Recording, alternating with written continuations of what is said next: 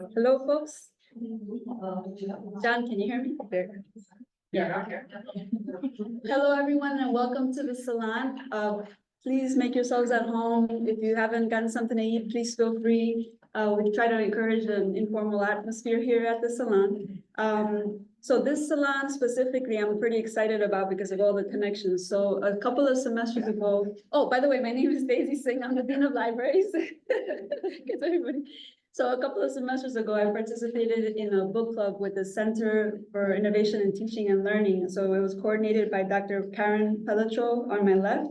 She's Director of Faculty Educational Development. And there I met maybe 10 or more folks in the book club, including soon-to-be Dr. Orlina Boteva, the Director of the Office of International Programs. And I noticed that there were a lot of robust conversations and desire to help support the whole international student, but maybe not enough forums where we could do that. So we got together and discussed and invited Dr. Bhandari on my right. The book that we read was America Calling a Foreign Student in a Country of Possibility. And so this has been made possible through all these conversations and connections. And I'm glad that I also participated in the International Dance Festival, and some of my dance mates are here. So I'm glad to see them represent. So first, before we get started, I just wanted to thank some people that are in the background, made this possible. From Vogler staff, it's Susan Clement, Joey Collard, John Hutchinson, Heather Perron, Heidi Rafaela Lamosa, Gavin Duff. And also, I wanted to thank all our sponsors. So firstly, the Vogler donors, the Center for Innovation in Teaching and Learning, the Office of International Programs, the School of Policy and International Affairs, the Honors College, the Cultural Affairs and Distinguished Lecture Series. So it was a big team that got this going and started and supporting this. And thankfully, there's so many of you here in person and online to make this a reality and have a robust conversation. So without further ado, I'll pass the mic over to Karen, Orlina, and Rajika, and please engage and ask questions and discuss. That's the sentiment, that you don't be shy. It's not a lecture. You're welcome to have conversation and engage. Thank you. Did you want to start with a few words? Introduce yourself? Sure, and I guess I'll start by, so I'm Rajika Bhandari, and I'll start by joining Daisy and really thanking everybody, all different groups on campus who've made this visit possible. So I'm deeply grateful for that. And just to sort of be here with all of you, and we began some of these conversations last year, had a great Zoom meeting, and now sort of this feels like this is coming to fruition, and to be here with all of you in person. I'll say a little bit about myself and maybe a little bit about the book and how it came about. But I've been in the space of studying international students as a researcher for almost 2 decades now. So spent a lot of my time and energy sort of immersed in statistics and trends, et cetera, around understanding the international student population, both on American campuses, but also globally around the world. And while doing that, a few things became immediately clear to me. One was that despite all of this data, we often don't understand what international students, what their experience is like, who they are, what are some of their challenges and experiences, but also their contributions, not just to their campuses, but to American society in general, whether they choose to stay on as immigrants or go back to their home countries and help build bridges with the US. So that was becoming clear to me, that we really don't understand the stories and narratives behind those numbers. And as someone who had walked that path of coming to the US originally as an international student myself, it felt like a big gap to me, because I knew that the numbers couldn't tell the full story. And I knew that there were conversations that needed to be had on campuses around that experience that we were not having for a variety of reasons. Sometimes it was a lack of knowledge. Sometimes it was sheer discomfort in sort of candidly addressing a lot of the issues that international students face, which in recent years have actually begun to intersect with broader issues that we're seeing on campuses around diversity and inclusion, etc. So that was a key motivator for the book. The other was that, I mean, as a scholar, I publish research and academic writings in all sorts of different forums, but this is a book for a mainstream audience, and it was deliberately intended to be so, because talking about the value of international students to Orlina, any of her colleagues, is like preaching to the choir. We already know this, right? But if you step off of an American campus, very few people in the US really understand who an international student is. And there are lots of stereotypes and biases and misconceptions around international students. And certainly no appreciation of the value that they are bringing and why it's important for our colleges and universities to keep their doors open to this global talent from other countries. And that, in fact, our colleges and universities have been one of the main ways in which America has influenced the world over a couple of centuries. And that the flow of knowledge and talent that we see now is nothing new. It goes back to the 1800s and even earlier. So that was another reason. And the final was, so I was already working on the book, and then we had the previous administration. And things got very, very bad, basically for anybody. I mean, I would categorize it as anybody who fell in the category of the other, or the foreigner, or someone from the outside. So that, of course, included international students as well. And we saw that happen right away with the travel bans, which did affect international students as well, and then a number of other damaging proposals. So it became quite clear to me that I needed to get this out and get this out soon, because a lot of the issues I was talking about had become much, much more urgent, because it's a book not just about the international student experience, but it's also very much about the contributions of what we might consider high-skilled immigrants in the US, most of whom have come to the US post-1960s through the doors of an American college or university. So that was sort of the final motivation for it. So that's sort of a brief background to sort of my work and why the book. And yeah, I'll turn it over to you, Karen. Thank you so much. So for those of you who are new, we're hoping this is really a dialogue and a conversation. And I think Orlina and I have a couple of questions that we would like to ask to get the conversation going, but then we're going to be looking to you to bring your stories and your questions and your experiences, so we can learn from each other while we're here. And also know, if you haven't read the book, I highly recommend it. There are copies of the book available here for anyone afterwards, and I think you're going to be generous enough to even do some book signing, if that's correct. So that's something to look forward to. So, Orlina, do you want to start with the first question? Sure. Oh, we have this, no, we have to, but we'll just share them. So I just want to preface my question with my experience of reading your book. So it was July 4th weekend, 2 years ago, and I was reading, I just couldn't set it down. And my husband said, "It's July 4th, why are you reading again?" And I said, "This is my story just a decade earlier with different technology." And so I just want to acknowledge how much it resonated with me and how much it touched me, including the clipping of the coupons. That's my favorite story that stuck with me, plus many others. And so my question for you, Rajika, is you've traveled to different campuses and you also have this very large 10,000-foot view of international education, international students in the US. Would you talk to us a little bit about the different demographic trends that you're seeing in the last few years? How are they changing? And I also want to contextualize this for our campus. So currently we have 592 international students, which is one of the highest numbers for the University of Maine, from 90 countries. So we have lots of pockets of students from many, many countries, no one large group. What does this mean for our university as our numbers are growing in terms of support and retention, and also creating a sense of belonging? So let's start with the demographic piece. And thank you firstly for saying that the book resonated so much with you. And that's indeed one of the pieces of feedback which has been really delightful since it came out. The number of people who've sort of reached out and said, this is my story, somebody's finally telling it. But in terms of the demographics, I think when we think demographics, the number one thing that comes to mind is where are students coming from?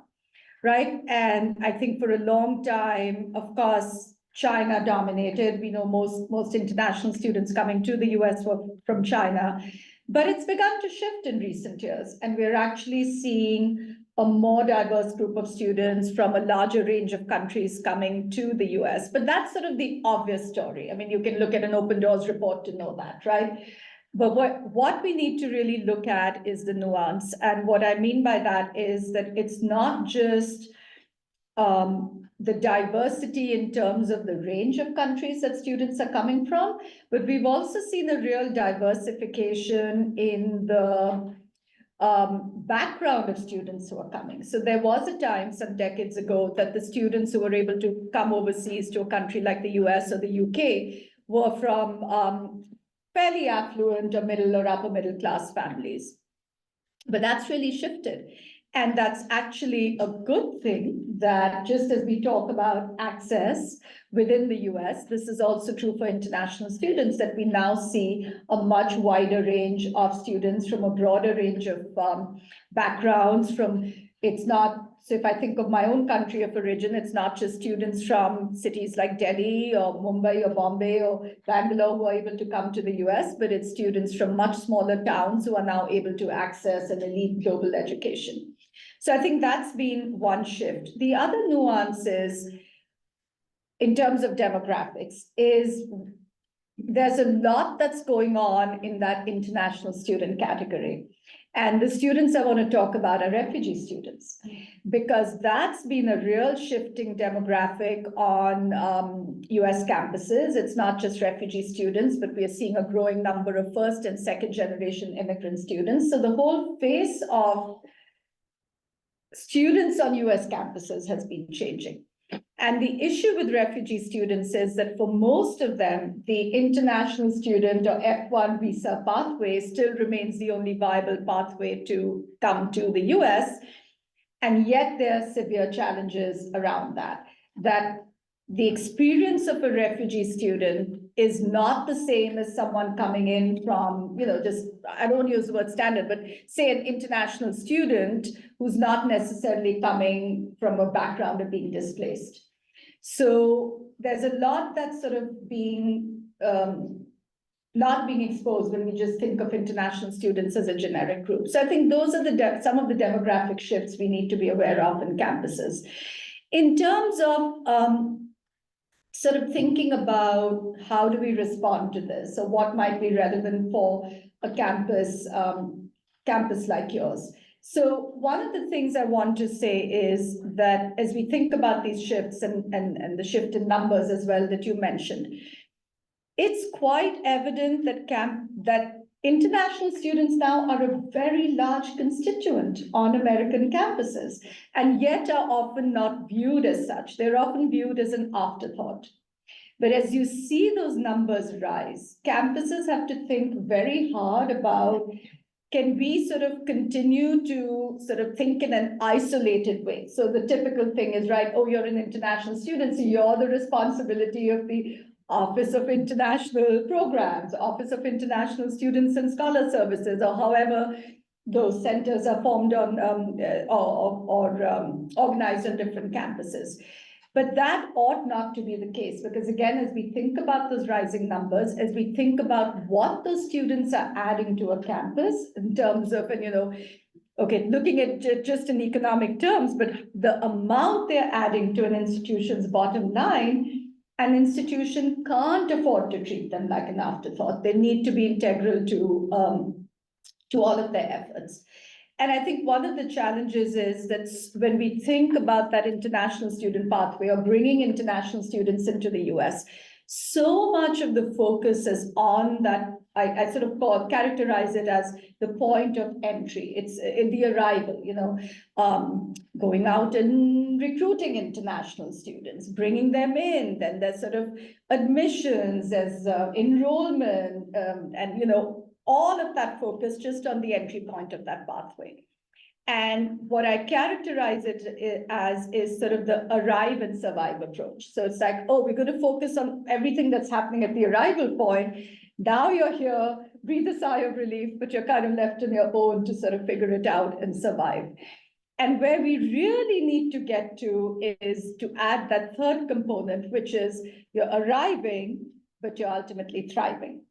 And that's the shift that needs to happen. And the way it can really happen is to really think about how to serve international students in a more holistic way. So sort of going back to the idea that, just because you're international, it doesn't mean you're relegated or slotted into just being able to access the services of this one office. And conversely, the pressure on that one office to handle everything that the international student needs.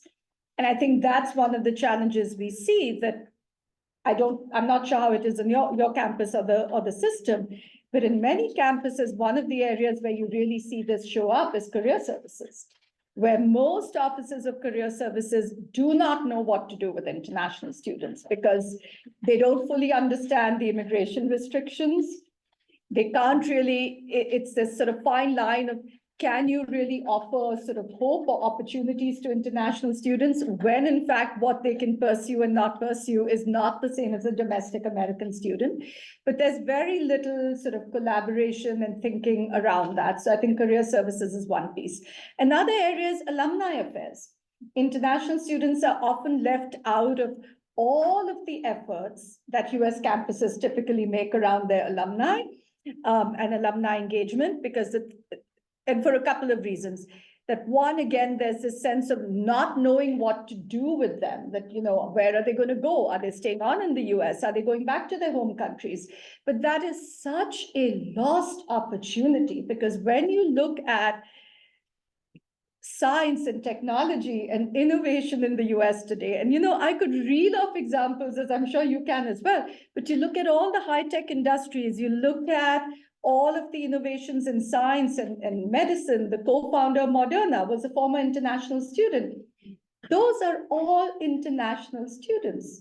And I really wonder how much their institutions did to keep them engaged as alumni. And then for the ones who went back, they founded universities in their home countries. They are leaders, they're ambassadors, and what have you. So I mean, I'll stop there, but I think that those are some of the real gaps and that we need to fill as we really think about how do we serve students more holistically.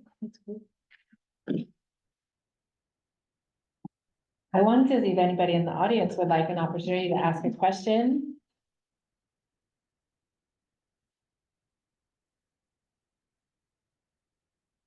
Anybody on chat? You're still quiet. Okay. We stun them into silence. I'm happy to share a little bit about my experience reading the book.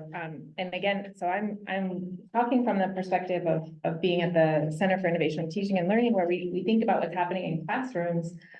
And what I thought was really powerful, and I think some folks from the reading group would agree, is how it was a narrative because you can't separate the lived experience of these students from how they are performing in classrooms. And I am really curious to know if you've seen like really inspirational models or what would be your recommendations for empowering faculty to understand this experience more and create dialogue with their students and view this diversity as assets, right? But also just some of the really hard conversations. We had really rich conversations about academic honesty and cultural differences of what is academic honesty in the US versus other places. So just curious in your experience, if you've seen any magic formulas or things that you think have been really helpful for faculty to understand or to bring into classrooms to help these students really thrive once they're here in that holistic way. Yeah. So I think first and foremost, I mean, it's something you began to allude to as well, that I think it's really important to have a fundamental mindset shift. And what I mean by that is really shifting from thinking about international students through a deficit lens to one of really sort of understanding that it's about differences. So, these issues will always come up that, oh, it's a different accent. Or, someone doesn't speak English as well, etc. And, it can be manifested in many different ways, but really sort of, again, thinking of those as big limitations to thinking about those as differences. Because the reality is, and we don't often realize this, but most students coming to the US, and again, if we go back to the data, over half of them are coming from Asian countries. The academic culture is established very early on in life, right? That the academic culture that a young child in the US who's beginning elementary school is used to is not going to be the same as a student in China or India or South Korea. And that culture goes much beyond, what are academic norms, what's rigor, how do you do research, etc. But it literally goes back to what are the dynamics in the classroom as well, and what are both the students and the faculty members' expectations of what that dynamic is going to be like. So I think just recognizing that those cultures are so deeply embedded that it can be quite different for students, again, who've been raised in a very different academic culture to land in an American classroom, and vice versa. The opposite would also be true. So where do those, again, as we think about awareness, because I think awareness is the number one step, that where do we need to be aware, or how do those different things show up? And so I've sort of been developing a framework as I kind of think about, what are some of those differences. And I'll sort of mention a few. But one is, for example, that students from many cultures are used to a very authoritarian environment in the classroom, where, the professor is very much the sage on the stage, whom you do not question. And then they land in an American classroom, which is much more democratic and can be quite different. And a lot of this also begins to show up at the graduate level, especially because of the level at which we are expecting graduate students to operate. And I still remember, and I have this story in the book, of my first meeting with my academic advisor, and he says to me, well, what courses do you think you might want to take? And I'm sitting there, and the thought going through my mind is, what do you mean what I want to take? You're supposed to tell me what I should be taking. But that's just an example of sort of what students might struggle with in terms of, again, speaking up in class. And I mean, it's a manifestation of the same thing, that's one thing that's often a critique of international students, that, they're just not engaging, they're just not speaking up. They're often being assessed on that. Again, the more you advance as you get into your graduate studies, that's, you are being assessed on how much you speak up and critique, etc. But again, students are not used to that, because many of them are coming from backgrounds where you simply do not question expertise, whether it's in the form of a textbook, and certainly not your professor, or sort of you do not question them. So that's one. Another place where this shows up is independence. And many cultures actually value the idea of dependency and dependence, whether it's within family and within the community. In the US, we value independence. And again, how does this relate? It relates because, and I say this in my sessions with students, that one of the things they have to really work on is kind of making themselves independent and really taking charge of their own learning. Because again, that's not something that they're necessarily used to, but especially as you advance towards your graduate studies, it's all about exercising that agency and that independence and sort of almost shaping what you are going to do. But if you're not used to necessarily thinking of your life or your education or your education in that way, then again, it can be very, very challenging to suddenly be thrown into this situation where you're now suddenly expected to handle everything yourself. Another area is, and there's no good way to sort of describe this, but I'll just say it's sort of modesty versus self-promotion or getting on your soapbox. And this is another one where many students are coming from cultures where it's a complete no-no to talk about yourself or your accomplishments. In fact, the less you speak about them, the better it is, because others are supposed to speak about them. Not so in the US, as we have all learned, that if you do not speak up for yourself, I mean, you have to be a champion for yourself and an advocate for yourself.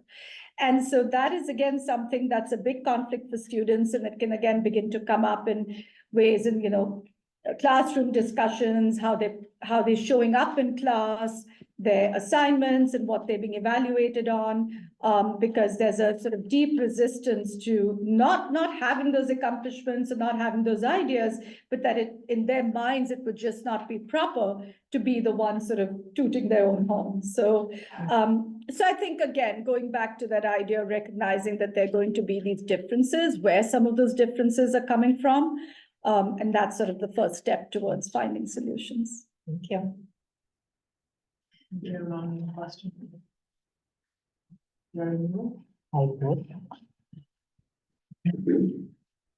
We have an online question. How does providing services and workshops to support international students who are teaching assistants benefit all students and instructors of the university?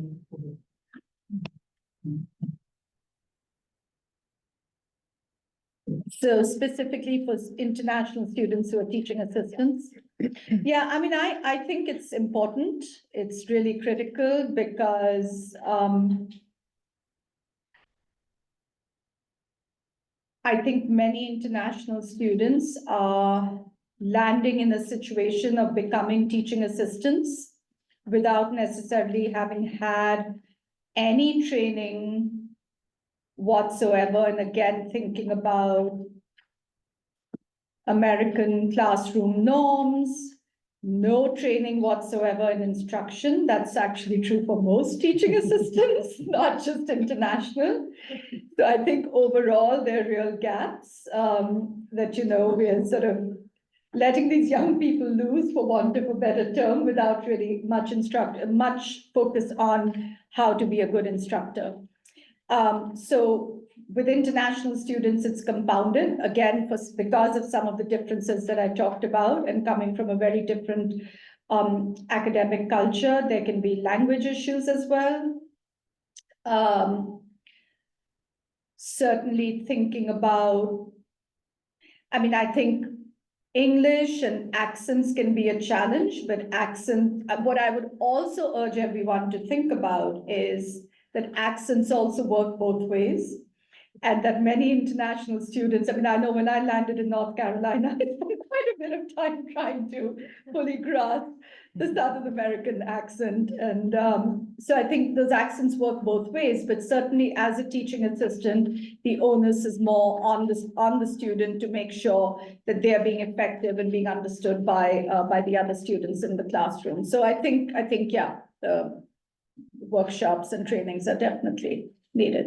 And I'll follow up. I think what we know is that so many of our TAs are playing these critical roles in our larger enrollment courses, where this is like the primary contact that our first year students are having. And so I think there's for all TAs, they are playing this critical role in retention potentially of our undergraduate students, because they're building relationships. They're right there. And if there hasn't been some of that support to what you were just saying of normalizing the experience for international TAs of what these cultural differences are in the classroom, I think it can be significantly more challenging for them. So I agree with trying to find those opportunities.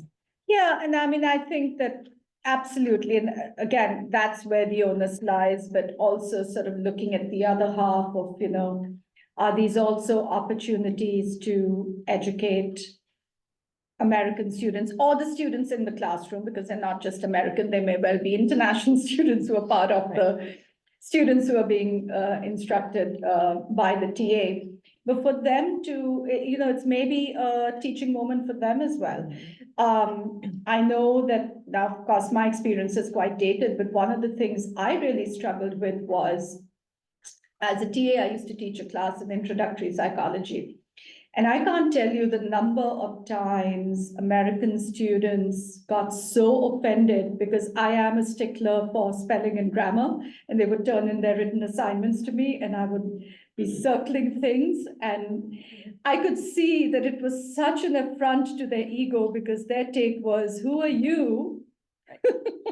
When their minds could barely speak English because I had an accent, I spelled words differently at times because I grew up with the convention of British English spelling. But maybe that's a moment of education too, for them to understand that there are countries in the world where, because it's a different form of spelling or a different accent, it doesn't necessarily mean that English is a, foreign language for that person. So, I think there are different nuances to it.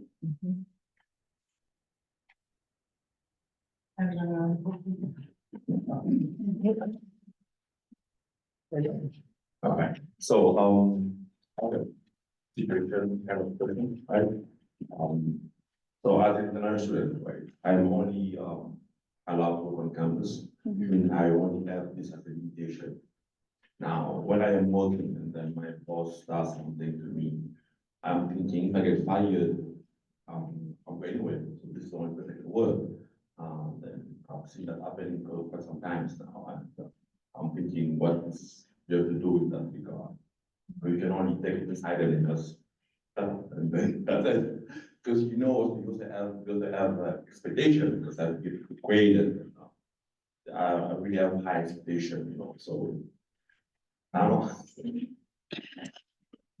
Yeah, and actually I'm going to take that and turn it into more of a, point for, again, thinking about staff and faculty and others who work with international students to really understand that, as you're trying to understand international students, I always say that never underestimate the fear that international students live with.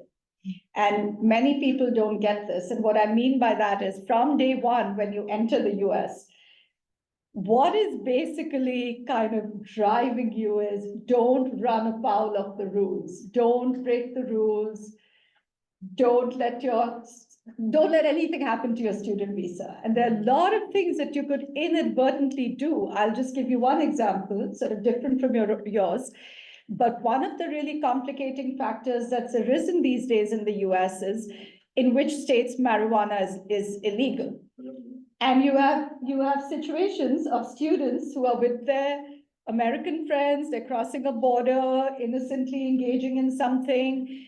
They cross a state line, they get pulled over. Guess what? The repercussions for the international student are way, way more severe than they would be for an American student. And that's just sort of one example. So I think that fear is a constant.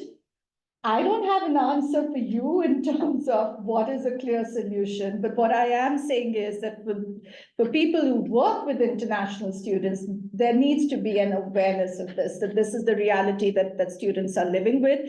They will probably not even talk about it because even that has fear around it. That if I surface this issue with my international student office or with my advisors, etc., I'm automatically going to get sort of labeled or slotted into something, and that's what's going to cause problems. It's also a real issue around mental health issues, because we know that that's an increasing concern for all students, as well as for international students. Again, we tend to think of, well, if you're international, surely you are not sort of subject to the rising mental health crisis on American campuses. Well, why not? And you're so removed from home. And there's a great film out right now that everyone's been watching called Brief Tender Light. It's a documentary about 4 students from Africa at MIT. And the director uses this great term in the film. I think he calls it the psychic toll. The psychic toll of being away from home for a number of years, of not having access to your family, not having access to things that you're familiar with, can really begin to wear you down slowly. And so many students are dealing with mental health issues, but again, not bringing that up because of concerns that it will backfire against them and ultimately put their visa at risk in some way. So I think- I have a comment for that. So we hear from students, not only the power dynamics within an employer, but also within the classroom with instructors, and especially at the graduate level with advisors. How you speak to your advisor, can you tell them that the project that you're working on or the topic that's suggested for your research may not be what you want to do? Students are really silent. I've heard that from quite a few students who are really fearful that being negative or pushing back can have really bad consequences for their educational or other career. So I'm validating what you're saying. That's definitely the case. And my impression is that also persists, and I'm curious if you could talk to that. Also, when people leave the university and are employed, either in the private or public sector, and they're still on an immigrant visa, and you have a few chapters that talk about employment visa from your experience, but also, so I was hoping you can talk a little bit about post-graduation realities and what happens to the international students once they graduate too. Yeah, I'm happy to speak to it, but the reality is we need reform. We need policy reform at the national level, and that is the big challenge. And I think campuses can do a lot to advocate. I'll mention an organization which, of course, Orlina, you are familiar with, called the President's Alliance on Higher Education and Immigration, which is a membership group of American campuses that are focusing exactly on these issues, on how to advocate for all of the different student, international and immigrant groups on their campuses, which include not just international students, but refugee students, undocumented students, first and second generation immigrant students. But just to back up in terms of what it looks like, and again, there are no good solutions to this because the solutions really rest in sort of reform. And this aspect of the US immigration system has not actually been reformed, I think, since the 1960s. So that's where we are still sitting in terms of what the policies are. But for most international students, it's a very, very restrictive pathway because once you are wrapping up your education, you have a period of post-study work called optional practical training, or OPT, where you're still on your student visa, but you can go out and get a job that's related to what you studied. And depending on what your degree was in, so if you were in a STEM field, it's fairly generous. It's 3 years that you could spend working. But if you are, say, a humanities student or in some of the social sciences or liberal arts, you have just a year. And what's happened is that the problem with OPT is it was never created by legislation. It was created by executive order. So it's always hanging in the balance. So with the prior administration, it was always sort of thrown out as a threat. Oh, we're going to take OPT away, or oh, we're going to restrict OPT and shorten it or take it away entirely. And that's the problem with OPT. And we know from the experience of other countries, every time they have taken away the post-study work rights, student numbers have fallen instantly. Because as with what I like to say is it's not just international students, it's every student, right? You wouldn't tell an American student that, oh, you shouldn't have any aspirations beyond your studies, it's your studies, and then that's it, it's cut off. No, we're all thinking about our future careers, we're all thinking about our pathways, whether you're an American student or you're an international student. But that OPT is very restrictive. And then moving beyond that, if someone wants to stay on and continue working, currently, each year, there are only 65,000 work visas available in the US, and the demand for the actual number far outstrips that. So every year, it's a sort of lottery system. And long story short, short of boring everyone with the sort of minutiae of the immigration system, to sort of put it in a nutshell, there's a real need in the US for more global talent. We have entire industries and sectors that are not only reliant on that talent, but have huge gaps where they can't find enough domestic workers to fill those areas. Yet our immigration system is such that people are being turned away every day. So in my book, I also have a case study and story of a brilliant young fellow who was studying in the US, went through our universities, etc., was working in a field called gravitational wave astronomy that won the Nobel Prize for Physics some years ago. Got so fed up that he decamped and went to Australia because his professors, who were also former international students, were running labs at Caltech, could not stay on in the US because of the immigration system. They had a great offer from a university in Australia, and they said, you know what, we're moving our entire lab there. And lo and behold, there was this immense lots of talent of at least 4 or 5 top-notch researchers. And this is just one example. It's happening every day. So we have a real challenge. And in the book, I refer to it as sort of the broken pathway between higher education and immigration, because countries like Canada have figured it out. Canada is having some other issues right now relating to international students, but in general, countries like Canada, Australia, and others have realized that global talent is really critical, and to have a talented workforce, you're going to not only have to grow your domestic talent, but you're also going to have to be open to talent from elsewhere. And their policies reflect that, not so ours. And which is why, I mean, even some of the language around it, like when you think about international students, etc., it's all in the framing of exchange. That is a very old model of thinking about it, because it's not exchange. It's the movement of talent and where that talent chooses to be and whether countries are going to be receptive to retaining that talent.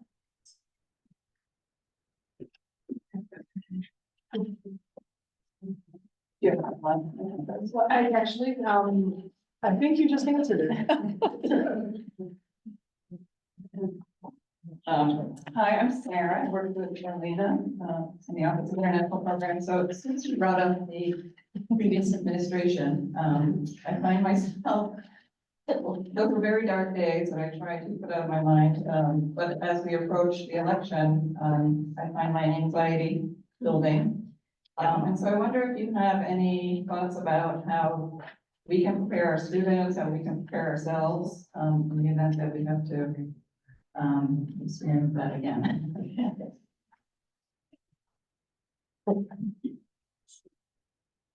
So first, I'm going to send you to a resource. So there's a reporter by the name of Karen Fisher, and she's sort of the top reporter in sort of the niche area that we all work in. And her recent biggest story was exactly on this issue, and it ran, I think, early last week, where she interviewed a number of experts in the field and then reported out exactly on this, that there's, a very sort of looming threat of the same administration coming back, and what does that mean for international education, broadly speaking, but mainly around international students. And I think that there is a lot of concern. I think the thinking is that, instead of sort of just a lot of hand-wringing and anxiety around it, that we all need to sort of stay calm and level-headed, which will allow us to really ramp up and, really double down on, advocacy efforts again, at the campus level, at the state level, at the national level, thinking about your, elected representatives, etc., and really continuing to advocate and having your voices heard. So, I mean, there is concern. There is concern because one of the other sort of lines of thought is that when all of these awful proposals were being floated the first time around, there was not much deep thinking that had gone into them, which also means that they were not able to inflict as much damage as they were intended to. Well, this time around, more time has passed and possibly more time for planning and thinking, which means that we could see, see yeah, proposals that are sort of more well thought out and therefore more damaging, but yeah. I think you were supposed to count, Sarah. No, but it's.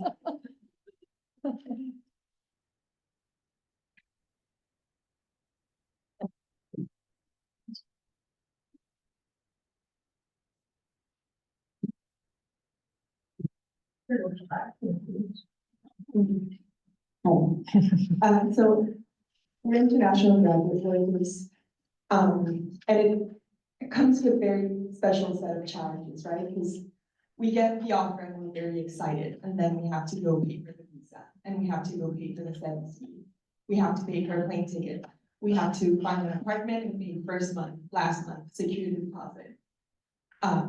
There's no like resources to find housing, because housing on campus is the most expensive option. So I was stuck with living in a corporate apartment complex that is really mean, and extremely profit oriented.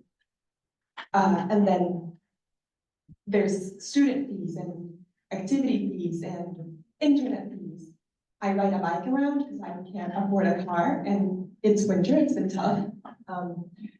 And then, you find out that your stipend is actually much lower than you expected because of taxes that you pay, but you can't access resources.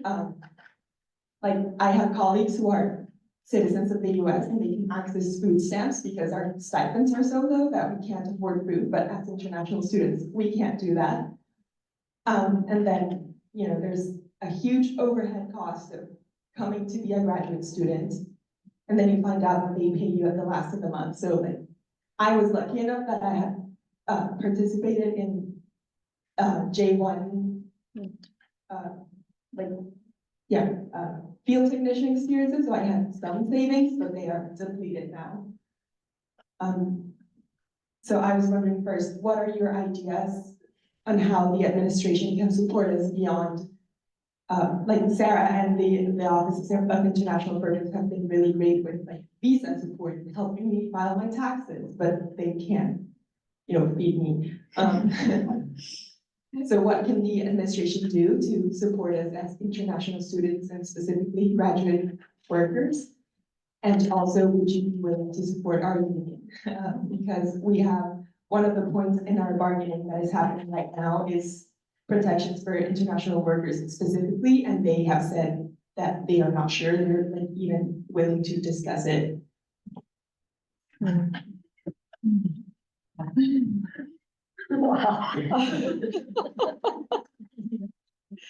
Well, first off, I mean, yeah, really, I think a round of applause for being brave enough to give voice to that. And I'll just say, I found that a very interesting thing happens when I'm doing these sorts of events on campuses, that it's great to have students in the room because suddenly they're giving voice to issues that some of your faculty and administrators may be hearing for the first time. So I will just say that I think that it's challenging and and you're brave to sort of speak up about it. I can't speak for how the administration plans to handle this. I mean, I know that what you were saying about what's happening on campus and sort of advocating for international students as having access to the same privileges as domestic students has also played out on other campuses as well with sort of varied success. What I'm going to say is sort of a little bit different, which I know does not address your frustrations, but it's sort of getting at one of the larger points that you're talking about, which is the sheer unaffordability of an American higher education, which everybody's dealing with, right? Domestic and international students, and perhaps compounded for international students, because once you're here, you don't have family support, etc. So one of the things that I learned after I arrived in the US was that there's actually much more support available for international students, not necessarily through your campus, but through a larger number of scholarships and fellowships that you have to be really proactive and entrepreneurial about looking for. So I'm actually going to give a shout out to the AAUW group here, which is at this table. And the reason I mentioned this is that exactly this, I went through the same sorts of challenges where literally my student stipend was below the official poverty line in those days. So it's a real struggle on how you're going to survive. And actually that's one of the big points that I make in the book on how difficult it is financially to be an international student in the US. And there are a lot of skewed perceptions about this, that, and I think that's happened because of certain groups of international students over the years who were perhaps much more affluent, but it's led to this thinking that, oh, international students are just fine, they have a lot of money and a lot of disposable income, which is, as you just laid out, quite far from the truth. So anyway, I realized very quickly that I had to swing into action. And, I'm talking about days when the internet had just barely arrived. So it's a very different time. But I would pore over directories looking for scholarships and other avenues of support for graduate students, for which international students were also eligible. And it took a lot of work, but I eventually found a few of them, one of which was the AAUW International Fellowship, and there are at least 5 or 6 others like that. And honestly, it's what supported me through the latter half of my doctoral degrees. So that's just sort of one example, and it's an incredibly generous fellowship. The International Fellowship they give out a few hundred a year, and I think each of them is between about $20,000 or something like that. But anyway, this is just one example. I'm not saying you go and apply for the AAUW one. It depends on whether it's a fit for you, but it's about sort of really continuing to push yourself to look, but also, change that has to happen on your campus itself. So I just want to share that in our office, we're very aware of the financial insecurities for international students in general. And one of the things that we make sure is that during orientation, when there's no other food available on campus, before the meal plan started, at least for students for residential, that there's food at orientation, so students are not sleeping hungry. I also see our partner Mary Mahoney-O'Neill from Student Employment. So one of the things that we also try to work on as a campus to make sure that all of the graduate appointments are processed by the end of September, so students can get their first paycheck. But just a few statistics: half of the clients of our food pantry on campus are international students, and part of it is lack of transportation to get to the grocery store, and the other part is just lack of funding. During the pandemic, the financial aid office ran a survey so international students could apply for some of the stimulus funding, which in the first round was not open to international students, the second and third round was. And I was asked to review the answers to certify that students had need, which was one of the requirements for the financial aid office to be able to do that. And I knew how little funding our students had for food, but I was really shocked because the budgets that were entered, and I truly believe they were the case because there were 70 answers and they were very consistent. Students were spending $150 to $200 a month on groceries. There is no fresh food, vegetables in that amount. There's probably not much meat in that amount. So this is a very, very depleted diet. So we're aware of that. And so part of the things that we try to do is also make sure that there's food at events, the coffee hour is one of them and so forth. But this is definitely an issue that we're aware of and we try to educate the campus about. And it's not just us at Tremaine. This is again, in the Chronicle of Higher Education, there's been quite a few articles over the years talking about the food insecurity and other housing insecurity and other issues for international students. So thank you for bringing that up. I think that's a very important point to discuss.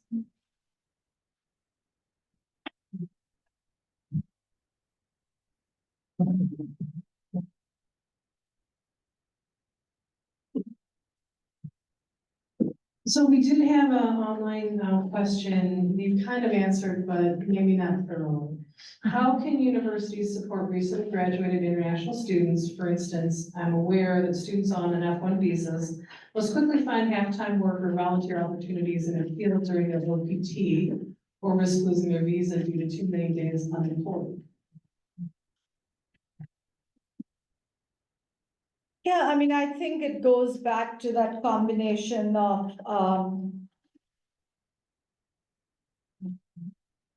understanding the immigration restrictions and the restrictions of the OPT, but also better career guidance in helping them identify opportunities that are going to be a good fit.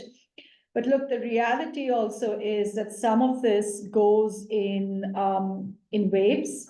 When we've had situations in the US where there's been either a recession or some other broader shift where there are more people unemployed and fewer jobs available, even finding an OPT opportunity is going to be challenging. And we've seen that over the past 10 years, that every time unemployment rises, there are more Americans looking for jobs. Anybody hiring for any sort of job is going to have to ask themselves the question that does this job go to an American or is it going to go to someone else? So I think that there are those real challenges as well. But I think definitely more effective guidance. And then also guidance around sort of transparent guidance and legal services. So this is another thing. And again, every campus is different in this regard, but many campuses really shortchange their international students on legal guidance. And there's almost this thing of, well, you're here on an F1 non-immigrant temporary visa and this is sort of one of the policy shifts that we need, that the problem is that the F1 student visa is what's called a single intent visa. It is not dual intent, which means that when a student shows up at an embassy or consulate American embassy or consulate overseas, in that moment, they are supposed to guarantee and promise the consular services officer that they are going to the US and they're going to return home immediately after their studies. And that's really problematic for a couple of reasons. One, that trends show us that that's not necessarily true. Many do stay on. Second, we wouldn't ask American students who are as young as 17 or 18 to project out their entire lives ahead of them and to know definitively in that moment what they're going to be doing 4 or 5 years from now. And yet we're asking international students to do that. So it is problematic. But even so, it's a single intent visa. And so the problem is that as students are beginning to think about their futures professionally and what they can and cannot do on OPT or subsequently, I do think that we do them a disservice if campuses are not transparently addressing this issue and helping students understand what the repercussions are of various decisions that they take. In some of my presentations that I do, I use an example of a young woman from the Philippines named Clarissa who was studying nursing, who ended up with a huge measure of frustration because she was not guided appropriately on certain decisions that she was taking during her journey as an international student and through her OPT on sort of how that whole fine balance of OPT versus H-1B visas, etc., worked for the field of nursing. And it really came back to bite her. So students do need that sort of guidance that, for example, and I would often find myself giving this sort of informal, not advice or guidance or whatever, but when I worked at IIE, we would often have international students applying for internships from places like Columbia and NYU, etc. And they would often be wanting to use their OPT for it. And knowing what I knew about that pathway, I would often have a candid conversation with them that what are your long-term plans? Because if your longer-term plans are that you want to sort of persist in the US and continue living and working here, it's not going to stand you in good stead to use your 1 year of OPT for a volunteer internship. Because guess what? At the end of those 12 months, you really have no options and that's it. So that's what I mean, that I think we do need to be transparent about this. If campuses find that they can't provide those legal services, there are other places that do. I'll just quickly mention the President's Alliance actually is just launching a big initiative which I think is going to be called Legal Pathways or something like that, where they're going to be providing support to campuses exactly around these issues, that when campuses themselves either do not have the resources or the bandwidth to do that, that they can actually reach out to other places who can help students see the longer road and what the immigration implications are of their choices while embarking on that pathway. So this is a good segue to one of the recent research studies that you did on visa deny rates. Yeah. Which I think we should talk about because it was very interesting, both I think for us in the field, but also for the general public. And my second part of my question is, could you also talk about gender trends in international education? Because the Open Doors report, which our office files on behalf of the university, I wasn't really asked many questions about that. But once you start digging into the data, I did a quick project for a class on UMaine, gender differences between men and women enrolled in our programs from the application through the enrollment stage. It was very enlightening. And I think that's reflective of the national numbers as well. Yeah, so the first question was which one? The visa denial. Yeah, so the research that Orlina is referring to was some research that I led. And the report came out last July, and this was for one of my clients, the President's Alliance that I mentioned earlier.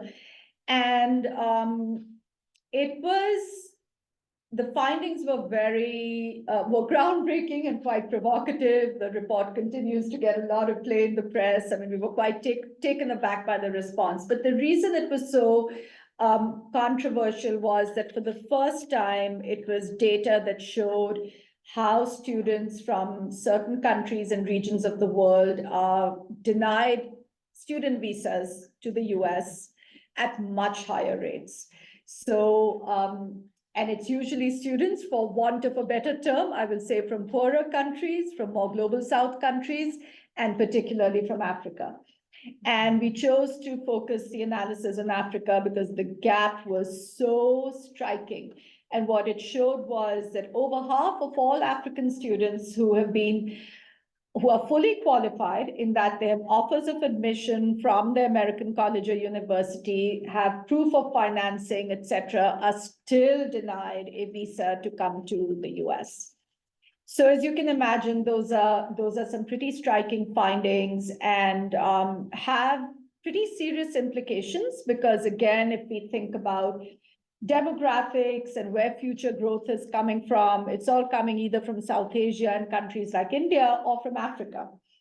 And campuses want more African students. They are willing to and eager to accommodate more African students.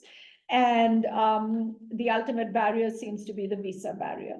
So the good news about this is that that report and the data has led to actual action on the part of the State Department, and actual conversations have been taken forward by groups like NAFSA and the President's Alliance, etc., in sort of thinking about what are the issues and why is this happening. That is it that there needs to be more training for consular officers as they're considering students, and why are they being turned down for visas? So yeah, so this has been a big issue in the field, and we've known it anecdotally for a while on many campuses where there's been a lot of frustration around, well, these students seem perfectly fine. We've chosen to admit them. We think their level of English is fine. Why were they then denied visas? But now there's actual data to show that, yes, it's actually a pretty bad situation, but, you know, I remain hopeful that there'll be improvement. The second question was On gender. On gender, yes. And I think we've talked a lot about this, yes, because that's a real interest of mine on sort of, you know, when we think of international student trends, we tend to think it's just sort of neutral, or that there are no gender trends or yeah, any particular variations by gender.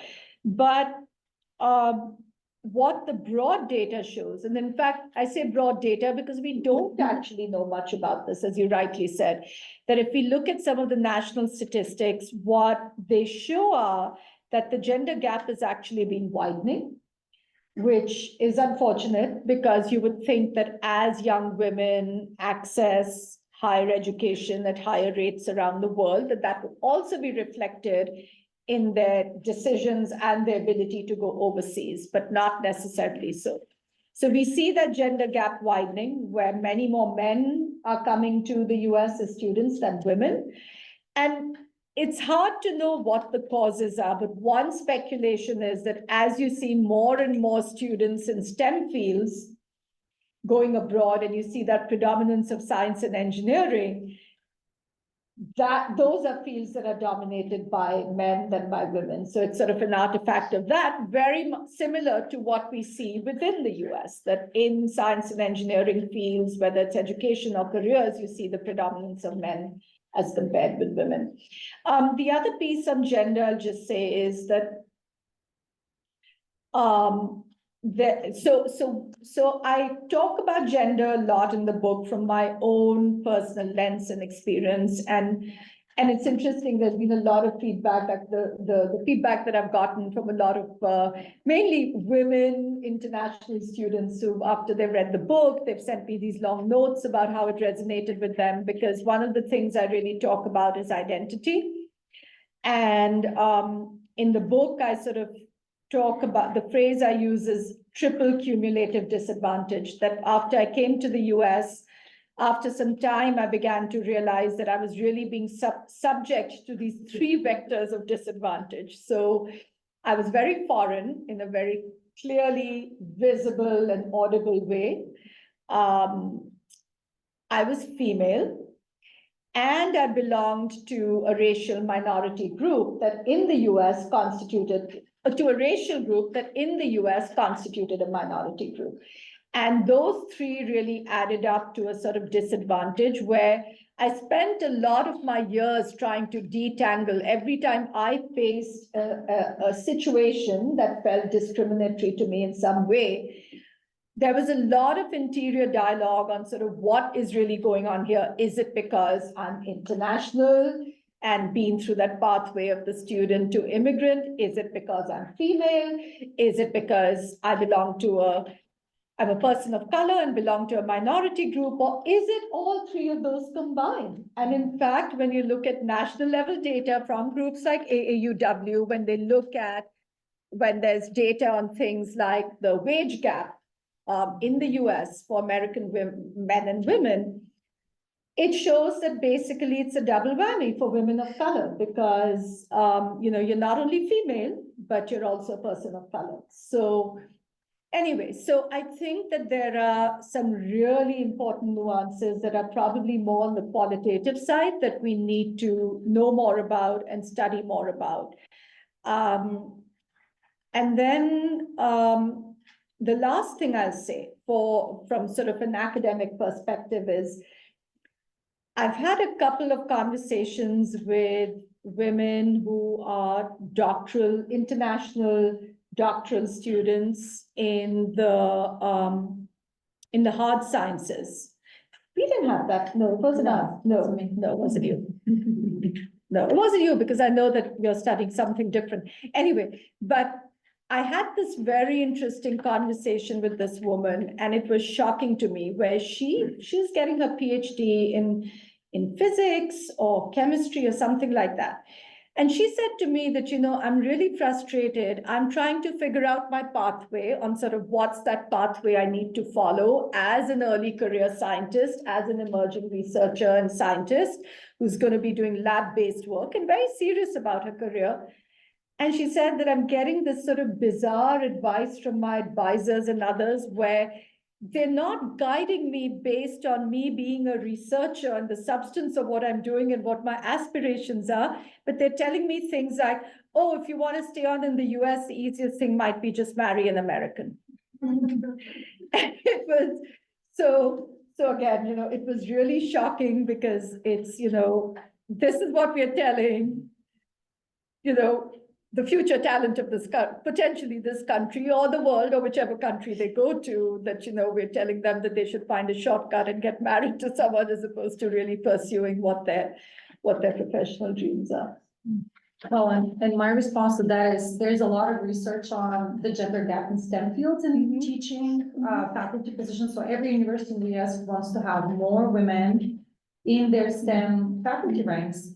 And we talk a lot about early STEM education and getting young women, meaning American girls, into the STEM pipeline through in the classroom and out of classroom experiences. When you think of Girl Scouts and environmental education and so forth, we don't have a conversation at all about international undergraduate women who are in STEM fields and persistence, who then can turn into PhDs. And also for a lot of international students, getting a PhD is a really easier way to immigrate when we look at that by becoming a faculty member, and that's a much longer conversation. But I find that there's a disconnect between the advising and the career advice around that, and also just the general conversation at the national level about who are going to be the future women. And when you look at mechanical engineering faculty, 95% are international faculty nationally. When you look at math PhDs, most of them are foreign-born faculty and so forth. And so perhaps that's your next research study. And actually, one more thing I want to add is we're thinking about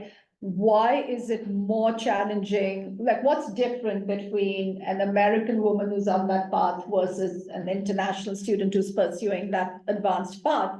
I think one of the other challenges is that there is no ready-made professional network or sort of mentors or that base that you can tap into. It all has to be created from scratch. So I think that therein sort of lies the other challenge as well. Yeah. Hi, I'm Vicky. I'm doing a master's in information. Oh, do you want the mic? You need the mic, right, for the recording? No, I think they need it for the Zoom. So my question is, like, we spoke about mentorship. Can you suggest some sources? Because recently I was also advised that if you can have a mentor who can guide you in your journey, it will be helpful. So and I was, so back in India when I was working, I knew how mentorship worked, but I am not sure how it happens here for academic students, especially mentors who are in the industry and working. What do you do? What do you study?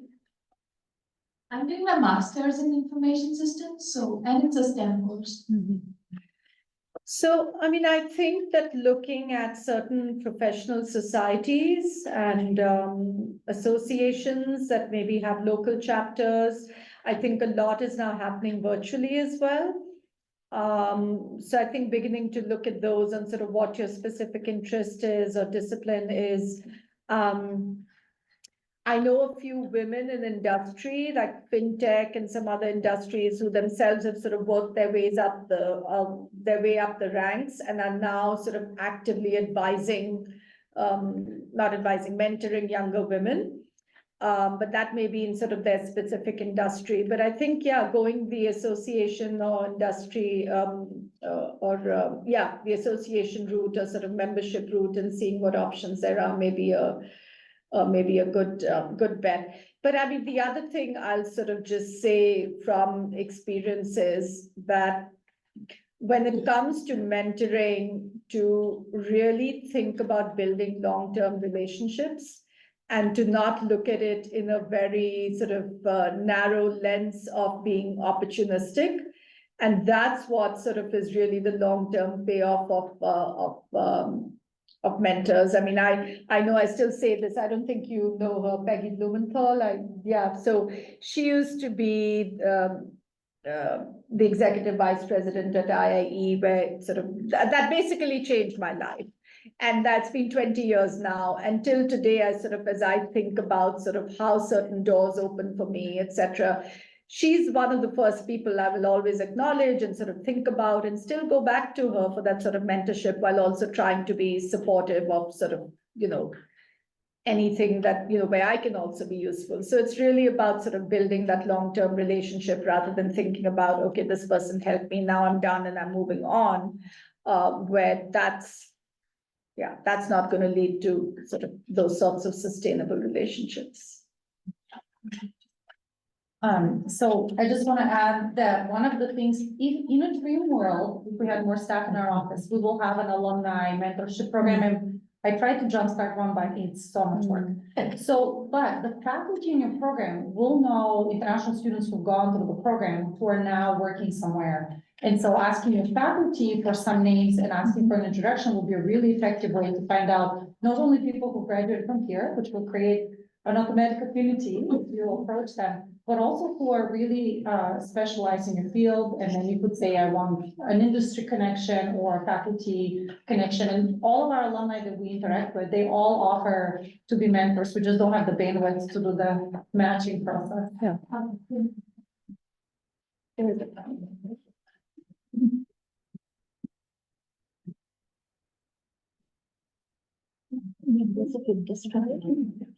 I would just like to follow up on your question on mentorship, and I would like to invite you to maybe come chat with us later, because I think the Graduate Workers Union is a great way to, make contacts with other people in the program and alumni as well. We can definitely help you find some folks in the information science. I know a lot of those people are online, so it's very difficult to make connections, especially with the program. So maybe we can chat later. I think my major question is about kind of like the second half of the international student that is actually the student, right? At the graduate level, which we are, a lot of people have families, right? And they don't come alone, they come with wives, husbands, partners, and kids. And it's oftentimes very disenchanting experience when you find out that you're here on a visa and the partner can't work. Yeah. And there's, extra problems, right? Because suddenly you're on one very measly salary that is very below the living wage, and you're supposed to feed a whole family. And on top of that, right, usually, oftentimes from what I've seen, the partner is not an unskilled worker, right? And who oftentimes stays at home, well, it's the woman. So you have women that are very well educated that suddenly turn into housewives when they come here. And that compounds, right, with mental health, but ultimately it's underlaid by this kind of legal restrictions and material scarcity. Yeah. And so I wonder if in your work you've seen ways where like this problem can be alleviated, or if there's just a solution at a federal level where you actually change the visa process. And but yeah, I wonder if you have some thoughts on that. Yeah, unfortunately, it's a policy change, but I thought that they had, am I wrong that they lifted that restriction for certain visa categories where the spouse could work? I think they can study part-time, but working for up to H4. H4 is in some very particular. Yeah. Yeah, no, I think, it's a frustrating situation, and you're right, it's sort of leading to a lot of brain waste, because these are talented, qualified people. It can cause some really bad dynamics as well within the family. But, unfortunately, the solution is a policy one, and it's not just the US. Other countries are going in the wrong direction as well. Canada just changed a lot of its policies around international students, but for different groups of international, the repercussions were different based on sort of different groups of international students. But I think one of them was indeed that they curtailed the spousal work rights for a certain category of international students. So it's, it's unfortunate, but it's the same sort of combination and sets of issues for many countries. Can I have one other solution to that?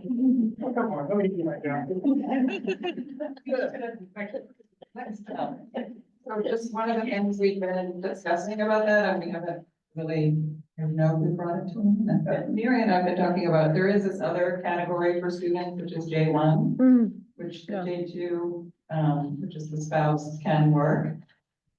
Issue is it comes often with a 2-year home residency requirement that you either have to go back to your home country for 2 years or apply for a waiver. But I think that's something that maybe we can explore because it's a category that is available and we bring exchange students on that category, but degree seeking students can be in that too. But that would be, yeah, I mean, mainly for exchange programs, right? So, You can Yeah. degree students Yeah. can as well. mm, But anyway, that's about. mm. Okay, so we have somebody online whose question is, across US universities, recruiting PhD students is more personal than with undergraduates and perhaps with less oversight. Potential PhD students typically have to have a faculty champion willing to fund them and ensure they get admitted. Thoughts on how to push back on generalizations, positive or negative, in a department about graduate students from countries X, Y, Z, perhaps based on anecdotal experiences with other students from that country?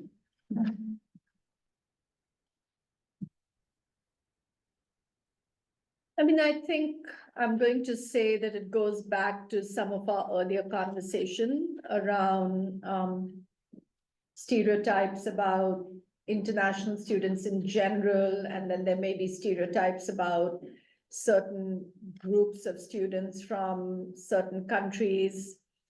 And then again, sort of the awareness raising and to developing a more nuanced understanding of international students to begin sort of dispelling some of those stereotypes. So I think a lot of sort of what we were talking about earlier. Yeah, I know that we talked at great length about just the different ways that students and international faculty hires present their credentials, and that many folks in the US don't know how to read. Yeah. How do I know if this is an institution that is respectful or respected in another country? And we don't have a lot of those conversations about taking our US lens off of viewing an application packet and trying to be more equitable when we look at those credentials, because I just don't know that there's a lot of awareness in that space. So even building capacity around that, like how do we empower a search committee to look at resumes that are both international and from the US and somehow make that interpretation equitable. And I do think some of that is training and awareness, but it feels like a bit of a gap and also a conversation that's not happening. So I appreciate the person raising it in terms of even departments having these conversations about biases that might be in Yeah. place. Because I'm guessing that in terms of the actual transcript, that you all get a official sort of evaluation from like ECE or World Education Services and groups like that. But then you're talking about the entire The application cover packet that letter and goes, the CV and, different information is shared, people present themselves really differently. Yeah. And so I do think there's this kind of US centric, we Yes. recognize US institutions. And so people from those institutions perhaps are getting elevated and others not so, simply because of what we know and what we don't. Yeah, I think it's sort of the same kind of bias you see in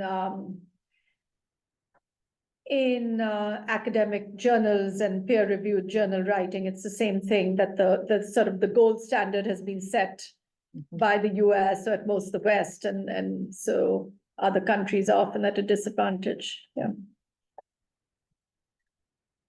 I'm okay, so I'm looking at these in terms of time. So can we take a couple more questions? Is that okay? We had two hands, I saw. First of all, thank you so much for being here. I think this is very enlightening and answering a lot of questions that a lot of people have in minds in regarding many different things, and giving out a lot of basic understanding what life is really like for international students. Because what you have mentioned is what we kind of dealt with quite a bit in our office day after day. So, Yeah. first of all, thank you. And then I hope you have a good visit in here, and then you're enjoying it, and then find this place to be a welcoming environment. But the question is regarding to this as well too, with your work with DEIs, and then in general, like how do you personally, especially after your multiple different visits in different universities or a different kind of space, what does a welcoming environment look to you? And what are some of the tips and tricks that you have that we can kind of in place in any of those kind of environments that we can make it a little bit more welcoming and inclusive, especially for international students? That's a great question, and thank you so much. I'm really enjoying my visit. And I've known Orlina for a while, but really great to meet Karen and Daisy and just everybody else who's helped pull this together. So thank you for the welcome. It's really lovely to be here. So, what can move the needle? What makes the difference? I think one of the things that really makes a difference is, and it's, so before I sort of talk about the difference, let me talk about the challenge. That one consistent theme that I've heard on almost every campus I've been on, and it could be like a small liberal arts college or a big university like NYU, which is has thousands of international students. The one perennial challenge is, how do you better integrate domestic and international students? And how do you break down those silos? And honestly, it's a challenge that's not shifted from the time that I was an international student. It's pretty much remained the same. And I'm not placing the blame on one group versus the other, because international students also stick to their own cliques. And there's a reason why we have the expression birds of a feather flock together. So international students are sort of but naturally, and also because of the shared struggles, like exactly what's come up today, that there's a sort of shared struggle that brings them together. And American students sort of tend to stick by themselves. So I think that's a real issue. And any time that you see that a campus has been able to break down some of those barriers, I think is what really moves the needle. And how to do that? I think one thing is sort of going back to one of the points I was making earlier when we were talking about sort of how do you go from the arrival to actually thriving, in rethinking the way some units and departments and offices and centers are structured on campus, that a lot of the issues or concerns that international students may be having, not all of them, because I think we recognize that the immigration challenges are sort of unique to international students. But beyond that, some of the more adjustment issues or the broader cultural issues they may be having or concerns they may be having may actually overlap with those of some first-generation immigrant students or people who may be newly arrived, but just because their immigration pathway was different, they may have just arrived with their family, but because of how they came, they may be on a green card. If they're on a green card, they're not sort of going to be seen as an international student. Yet, when you think of adjustment factors, being in a new environment, their needs are going to be the same as an international student. So I think it's for campuses to really think about that, what are those vectors or areas around which they organize their services and serve their students. I'll give you an example. Exactly a year ago, I was at the University of Michigan in Ann Arbor, and I was speaking at a South Asian conference organized by their South Asian student groups. And my whole workshop was about breaking down barriers between South Asian first and second generation immigrant students and South Asian international students. And what was shocking was I asked for a show of hands, and I asked how many in the room were international students, and one hand went up, and that too, he was international by way of Canada. So of Indian heritage, but grew up in Canada. So I said to the group that I don't understand this. You have a huge South Asian international student population. Where are they? Why are they not here if this is a conference about South Asian students? So I think, and that event was organized and funded through the Office of Multicultural Affairs. So going back to the point that we really need to think about how these things are organized and how they play out on campus. And if some of the structures are rethought, that also sends a message to students that there are shared experiences to be had, there are shared interests to be had, whether you're international or a US student.